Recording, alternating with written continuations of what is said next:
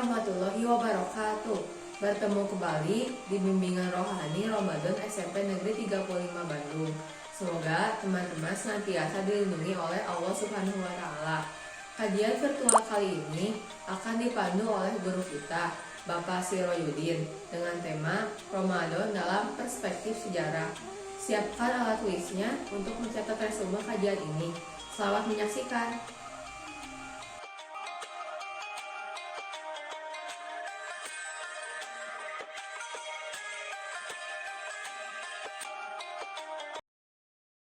Assalamualaikum warahmatullahi wabarakatuh.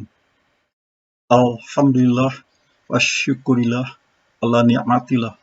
Wassalatu wassalamu ala rasulillah wa ala alihi wa sahbihi wa mawalah. Asyhadu an la ilaha illallah wahdahu la syarikalah. Wa asyhadu anna Muhammadan abduhu wa rasuluh. Alladzi la nabiyya ba'dah. Para siswa-siswi yang Bapak cintai dan Bapak banggakan, pertama-tama marilah kita panjatkan puji dan syukur ke Zat Ilahi Rabbi Allah SWT karena berkat anugerah limpahan rahmat dan nikmat yang tak terhingga, di mana semua umat manusia di muka bumi tidak mungkin dapat menghitung-hitung nikmat tersebut. Dengan kata lain, pada setiap saat, pada setiap detik, pada setiap menit, pada setiap jam, nikmat tersebut pasti dan sungguh pasti menyertai kita. Oleh karena itu, sikap kita, dimanapun kita berada, kapanpun, waktu apapun, kita haruslah senantiasa bersyukur kepadanya. Karena Allah berjanji di dalam Al-Quran, yaitu Quran Surah Al-Ibrahim, Surah ke-14, ayat 7. Quran Surat Ibrahim yang berbunyi anak-anak sebagai berikut. A'udzu billahi samil alimi minasyaitonir rajim. La in syakartum la idanakum wa la in kafartum inna adzabi lasyadid. Yang artinya, jika kalian bersyukur kepadaku, maka akan kutambah nikmatku. Tetapi sebaliknya, jika kalian kufur kepadaku, maka sesungguhnya azabku sangat pedih. Para siswa-siswi yang berbahagia, yang Bapak banggakan, tentu Bapak dan kalian dalam melaksanakan saum pada bulan Ramadan ini atau puasa pada bulan Ramadan ini tidak hanya melaksanakan puasa saja, tetapi harus juga ditunjang berupa amaliyah Ramadan lainnya, seperti Qiyamul Ramadan, yaitu sholat tarawih berjamaah, lalu bertadarusan Al-Quran, terus bersedekah, di mana kegiatan-kegiatan tersebut dalam rangka kita bertakarub pada Allah, yaitu mendekatkan diri kepada Allah. Tak kalah pentingnya anak-anakku, dari sekian amaliyah Ramadan, kalian sudah paham bersama, sering melihat, yaitu sebelum Ramadan atau sebelum dilaksanakan tarawih, ada kalanya diadakan tausiah atau kultum atau ceramah. Maka pada kesempatan yang berbahagia ini, para siswa-siswi yang Bapak banggakan, izinkanlah Bapak mengemukakan untuk bertausiah terhadap kalian dengan tema yaitu Ramadan dalam perspektif sejarah. Sekali lagi anak-anakku, temanya kali ini yang akan Bapak sampaikan dalam tausiah ini adalah Ramadan dalam perspektif sejarah. Para siswa-siswi yang berbahagia, ada pepatah atau kalimat yang sering kita kenal, yaitu tak kenal maka tak sayang. Demikian pula, kalian tentu harus mengenal dulu apa itu puasa. Yang insya Allah kalian harus mengenal makna puasa itu apa. Puasa secara Bahasa artinya al-imsak, yaitu menahan. Menahan hawa nafsu. Hawa artinya keinginan. Nafs artinya jiwa, keinginan jiwa. Dengan kata lain, nafsu tersebut harus kita tahan, harus kita manage, harus kita kendalikan. Yaitu mengendalikan hawa nafsu, mengendalikan emosi, agar kita tidak terjerembab seperti binatang yang hanya mengikuti hawa nafsunya saja tanpa berpikir panjang akibatnya. Oleh karena itu, anak-anakku yang berbahagia, memaknai puasa jelas harus kalian pahami bahwa puasa bagi umat Islam memiliki makna yang sangat mendalam dalam rangka penghambaan manusia itu sendiri kepada Allah SWT. Puasa, anak-anakku, tidak hanya ibadah yang memerlukan peranan fisik, tetapi juga memerlukan kesehatan batin. Bahkan mampu menyempurnakan batin menjadi hamba-hamba Allah yang bertakwa. Para siswa-siswi yang berbahagia yang Bapak banggakan. Lalu, kalian pun harus mengenal dasar perintah puasa itu apa? Atau tercantum dalam nas Quran surat apa? Menjadi landasan sehingga secara sahih dapat dipertanggungjawabkan. Takwa yang merupakan muara akhir dari perintah puasa dijelaskan dalam Quran surah Al-Baqarah ayat 183 yang berbunyi sebagai berikut. A'udzu billahi samil alimi minasyaitonir rajim. Bismillahirrahmanirrahim. Ya ayyuhalladzina amanu kutiba alaikumusyyam kama kutiba alal ladzina min qablikum lalakum tattaqun.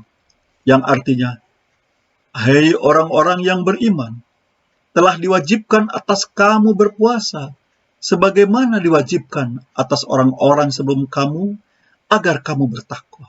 Quran surat Al-Baqarah ayat 183. Para siswa-siswi yang Bapak banggakan dan Bapak cintai, lalu kalian pun harus mengenal puasa diperintahkan pula pada umat terdahulu. Jadi puasa itu, anak-anakku, ternyata bukan hanya diperintahkan pada umat-umat sekarang, tetapi diperintahkan pula pada umat terdahulu. Sebagaimana tercantum dalam potongan ayat, yaitu kama kutiba alal ladzina min qablikum, yang artinya sebagaimana diwajibkan atas orang-orang sebelum kalian. Potongan ayat ini merupakan titik awal mengupas tentang sejarah puasa, khususnya puasa Ramadan. Singkatnya, ibadah puasa juga telah menjadi kewajiban, sebagaimana Bapak tadi katakan, bagi umat-umat terdahulu yang menerima wahyu. Para siswa-siswi, anak-anakku yang berbahagia, yang Bapak banggakan dan Bapak cintai, lalu puasa pun sebagai prinsip-prinsip syariat. Dalam hal ini, pakar tafsir Muhammad Quraisy Shihab dalam karyanya Membumikan Al-Quran menjelaskan bahwa dari segi ajaran agama, para ulama menyatakan bahwa semua agama samawi sama dalam prinsip-prinsip pokok akidahnya, syariatnya, serta akhlaknya. Ini berarti bahwa semua agama samawi mengajarkan keesaan Allah, ketauhidan Allah, yaitu la ilaha illallah, tidak ada Tuhan kecuali Allah. Mengajarkan tentang kenabian dan keniscayaan hari kemudian, yaitu hari kiamat.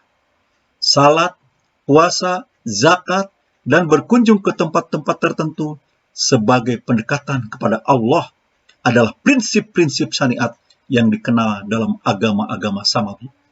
Tentu saja, anak-anakku, cara dan kaifiatnya dapat berbeda, namun esensi dan tujuannya sama. Lalu anak-anakku, alasan mengapa puasa diwajibkan?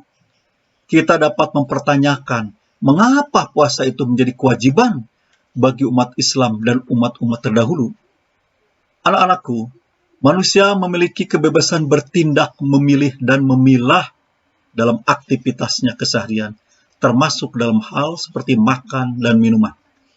Kebutuhan-kebutuhan tersebut dari zaman dahulu hingga sekarang menjadi tantangan manusia dalam kehidupan. Sebab hal itu mempengaruhi sisi-sisi kehidupan lainnya, sehingga berpuasa adalah ibadah yang tepat. Selanjutnya anak-anak, kita menginjak kepada sejarah puasa.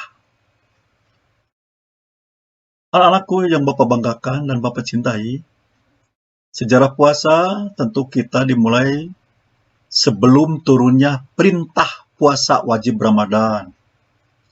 Apandi Mokhtar dan Ibnu Syaitibi dalam buku Risalah Ramadan mengungkapkan, sebelum ayat yang mewajibkan puasa turun, umat Islam dulu biasa berpuasa wajib pada 10 Muharram atau hari Asyura. Ketika itu Nabi Muhammad hijrah dan tiba di Madinah. Beliau mendapati orang-orang Yahudi juga berpuasa pada 10 Muharram tersebut. Selanjutnya anak, kita menginjak kepada penghargaan Rasulullah terhadap ajaran yang dibawa Nabi sebelumnya. Orang-orang Yahudi menyatakan bahwa pada 10 Muharram Allah SWT menyelamatkan Nabi Musa dan kaumnya dari serangan kerajaan atau Raja Fir'aun. Kemudian Nabi Musa berpuasa pada 10 Muharram sebagai tanda syukur kepada Allah yang telah menyelamatkan dia dan umatnya. Lalu Nabi menghargai ajaran Nabi Musa tersebut, yaitu dengan memerintahkan umat Islam agar berpuasa pada tanggal 10 Muharram.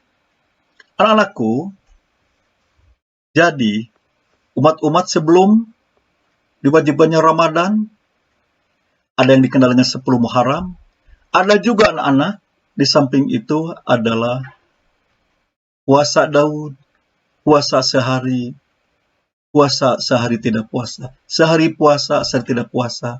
Ada lagi anak-anakku, 3 hari Nabi Adam berpuasa, Nabi Nuh berpuasa, yang kita kenal dengan Ayam Wabid, yaitu 3 hari pada pertengahan kalender Hijriah. Pada kesempatan ini anak-anakku, Bapak ingin mengajak kalian sejarah puasa, yaitu pada sebelum turunnya perintah puasa wajib Ramadan. Tadi sudah dijelaskan bahwa sebelum puasa Ramadan, Rasulullah Muhammad SAW melakukan puasa 10 Muharram, puasa Asyura, sebagai penghargaan terhadap Nabi Musa. Anak-anakku, pada awalnya umat Islam diwajibkan berpuasa pada saat itu adalah sampai maghrib. Dan ini termasuk kepada tata cara puasa umat dahulu. Jadi anak-anakku, tata cara puasa umat dahulu, sebelum seperti yang kita kenal melakukan tata cara puasa sekarang, umat dahulu itu adalah anak-anak melakukan berpuasa itu sampai waktu maghrib. Setelah berbuka pada waktu maghrib, mereka masih diperbolehkan makan, minum, atau melakukan hubungan suami istri, hingga kemudian melakukan salat isya dan tidur. Jadi, pada saat itu umat Islam pada awalnya diwajibkan berpuasa itu terus dan berbuka sampai waktu tibanya maghrib. Mereka makan, minum, melakukan hubungan suami istri, terus melakukan salat isya berjamaah, dan tidur. Lalu, setelah melakukan salat isya dan mereka tidur, mereka sama sekali anak-anakku tidak diperbolehkan lagi untuk makan, minum, atau berhubungan suami istri. Hingga tiba saatnya berbuka kembali, yaitu pada saat waktu maghrib. Hal ini tentu prakteknya sangat memberatkan, menyulitkan umat Islam pada saat itu. Sehingga tidak sedikit yang melanggar larangan tersebut. Beda dengan kita. Kita sehabis sholat isya, terus sholat tarawih, terus tidur, terus ketika kita lapar pada malam hari, kita masih bisa makan. Tetapi pada saat itu, kalau sudah habis sholat isya, lalu tidur, terus kita bangun, tidak boleh sama sekali makan, dan tidak boleh anak-anakku, maaf, melakukan hubungan suami istri, tentu sekali lagi ini sangat memberatkan. Itu umat-umat sebelum turunnya perintah wajib saum Ramadan. Lalu anak-anak, setelah turunnya perintah puasa wajib Ramadan, maka Allah Maha Rahman, Maha Pengasih, tata cara berpuasanya jelas berbeda. Sekali lagi, dengan Rahman Rahim Allah, maka Allah menurunkan sebuah ayat yang dijelaskan dalam Quran Surat Al-Baqarah, ayat 187, yang menyatakan bahwa umat Islam diperbolehkan makan, minum, dan berhubungan intim dengan para istrinya sepanjang malam di bulan puasa, batasnya hingga terbit fajar. Tentu saja ayat tersebut disambut gembira oleh umat Islam kala itu, sembari memanjatkan syukur atas kasih sayang Allah yang Maha Hakim, yang Maha Bijaksana, yang Maha Wahab, yang Maha Pemberi. Demikianlah anak-anakku yang bisa Bapak sampaikan. Semoga tausiah atau kultum atau ceramah di dalam rangka mengisi ibadah saum Ramadan bermanfaat untuk kita khususnya dan bermanfaat pada khalayak umumnya. Barakallahu li walakum. Rabbana atina fid dunya hasanah wa fil akhirati hasanah wa qina adzabannar. Subhana rabbika rabbil izzati amma yasifun. Wassalamun alal mursalin. Walhamdulillahi rabbil alamin. Assalamualaikum warahmatullahi wabarakatuh.